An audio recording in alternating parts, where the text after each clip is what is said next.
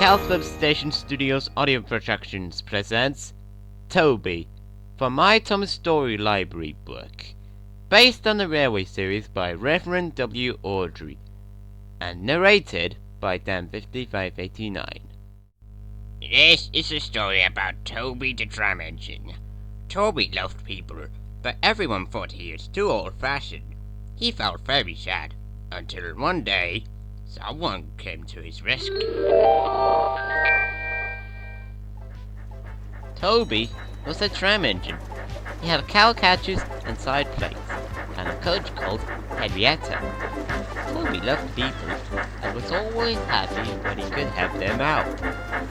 He was such a cheerful engine that people liked to help him too. Toby and Henrietta worked on a little line near Holiday Town. They worked very hard, taking trucks from the farm to the main line, but they had very few passengers. It's not fair, Grumbled Henrietta one day. the buses were always full of passengers, even though they often have accidents. We never have accidents, but I have hardly any passengers. I can't understand it, said Toby, feeling sad. Sometimes the people on the buses laughed at Toby and called him old-fashioned. This made Toby cross. One day, a car stopped nearby and two children jumped out. Come and look at this engine! Cried the little boy. A nice-looking stout gentleman followed them with two ladies. That's a tram engine. Explained the stout gentleman. It's a special kind of steam train. Can we have a ride in it? Asked the little girl. They all climbed into Henrietta, and the guard blew his whistle. Toby set off, feeling proud to have passengers. Hip hip hooray! Thanked Henrietta as she rattled along. The stout gentleman and his family enjoyed their ride. Thank you, you, Toby, they said. Beep beep! Whistled Toby in reply. Come again soon, We will. called the family, and they waving goodbye. As time passed, Toby and Henrietta had fewer and fewer trucks to take to the main line, and they had no passengers at all. One morning, the driver looked very sad. It's our last day, Toby, he said. The manager says we will close tomorrow. At the end of the day, Toby puffed slowly to his shed. Nobody wants me, he said unhappily. But the next morning, Toby had a big surprise. A letter had arrived to his driver. It's from a stout gentleman, said the driver. Do you remember him, Toby? I remember him very well, said Toby. He knew how to speak to engines.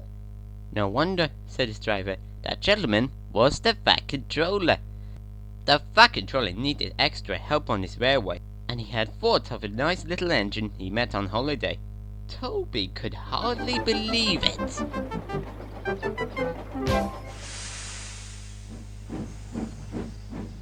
Toby and Henrietta set off that day.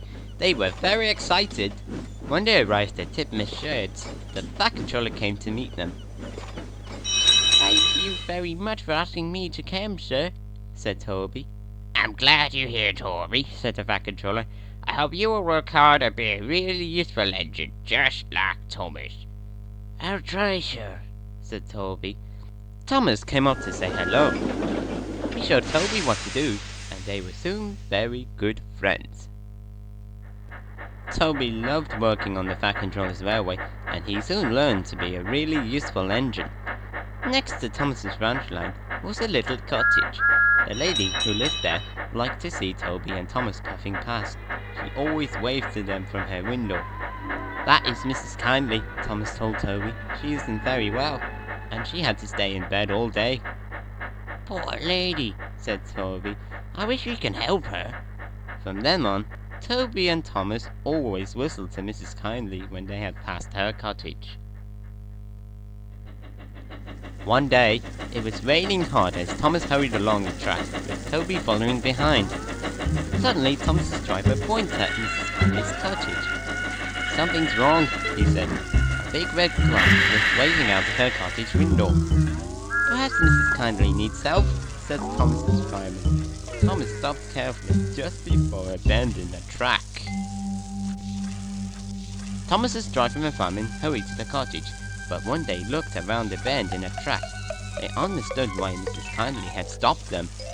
"A landslide," said the driver. Mrs. Kyndley had seen the landslide and had waved her red dressing gown out of her window to warn the engines. The line was clear the next day, and a very special train puffed along the branch line towards Mrs. Kyndley's cottage. First came Toby, then Thomas with Annie and Carol, and last of all came Henrietta. The vacatriller was there too. Everyone wants to say thank you to Mrs. Kyndley. When they reached the bend in the track, they stopped. The people got out and climbed into the cottage. Thomas and Toby wished they could go too. Thomas's driver gave Mrs. Kyndley a new dressing gown. The guard gave her some grapes, and Toby and Thomas sent some coal as a present.